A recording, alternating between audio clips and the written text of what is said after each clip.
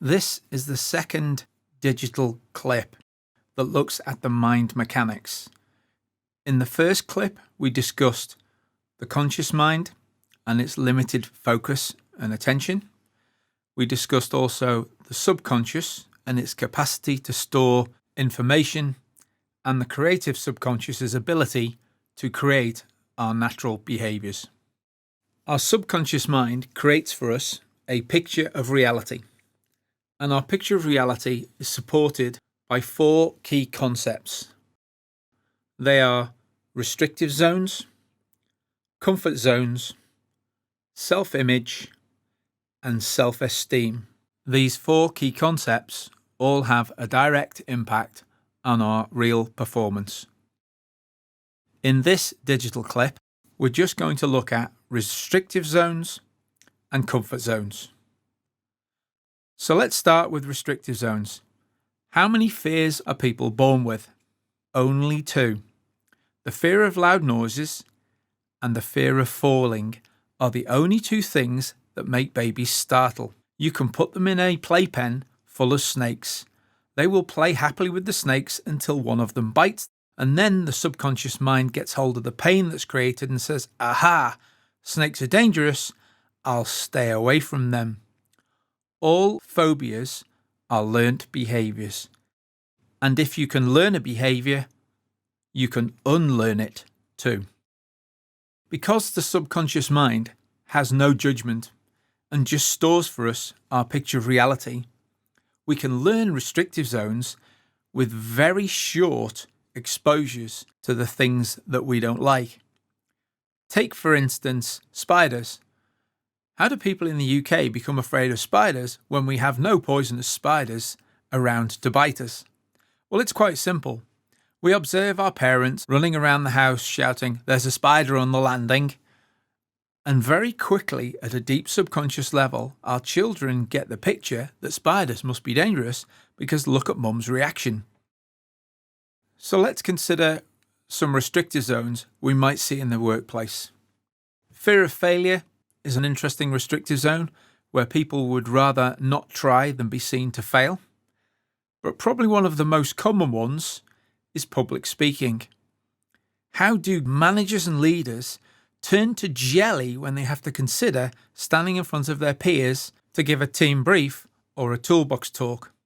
It's quite simple, really. If you rewind time back to primary school days, when a punishment that was dished out for speaking at the back of the class, the child would be made to come to the front of the class and tell everybody what was so important that he had to talk over the teacher or not listen to what was being taught.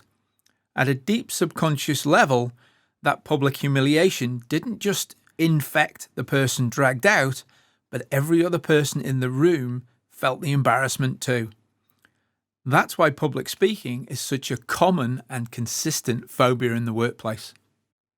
Restrictive zones can be made very quickly because it isn't the repeated behaviour that anchors the learning, it's the imagination, which, if repeated with enough intensity, is as good as a real event.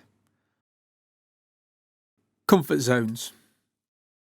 We talk about comfort zones as places where people are really comfortable behaving. They are, just like restrictive zones, learnt behaviours. They're like the grass path that you walk across the field every day. People create rutted thinking, which then becomes their comfort zone.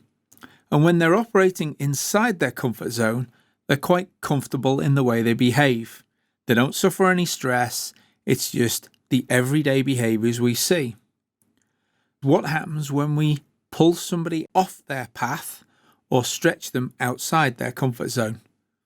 The first thing most people do is they revert to type or to form. They try and get back in their old routine in the fastest possible way. The next thing they do is recreate their old behaviours in a new and improved way. Take public speaking as a great example from before when we looked at fears and phobias. If speaking in a group sat down amongst your peers is in your comfort zone, you can have really involved and passionate conversations on a face-to-face level. Yet the second somebody says, stand up at the front or near a board, we start to become evasive. We say silly things like, "My mind's gone blank," or we speak really quickly to get out of that situation so we can sit down as quickly as we can. So comfort zones have an impact on our short-term behaviours, but also our long-term quality of life. Most people go through 7 significant changes in their life, from starting their first job through to leaving their final job. Their comfort zones expand and contract, collapse and develop over a long period of time. The most critical of all is what happens as people retire. It appears as if in the Western world, when people retire, they literally have their comfort zones collapse to a point where they no longer have a reason for being. So how do we help each other stretch our comfort zones? There's a number of simple ways. Probably the most common one is by using a technique called gradual desensitization, where somebody's comfort zone is stretched incrementally a little bit at a time. If they don't like public speaking, maybe they'll start by speaking to a few friends, and then a few more. And finally, they may find themselves on a stage speaking to 30 or 40 people. This process of gradual desensitization reduces stress whilst the person gets used to the new and improved comfort zone. Another way of dealing with comfort zones is to use imagination. A vividly imagined thought has as big an impact on our picture reality as a real event. We could even stand in front of empty chairs and imagine them being full of people waiting to hear us speak. If we imagine vividly and have a great conversation with a room full of empty chairs, at a deep subconscious level, our mind says, "I can do this. This is easy. Actually, not only can I do it, I have done it and I was great at it."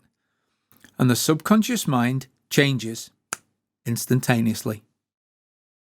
So on this digital clip, we've discussed restrictive zones and comfort zones.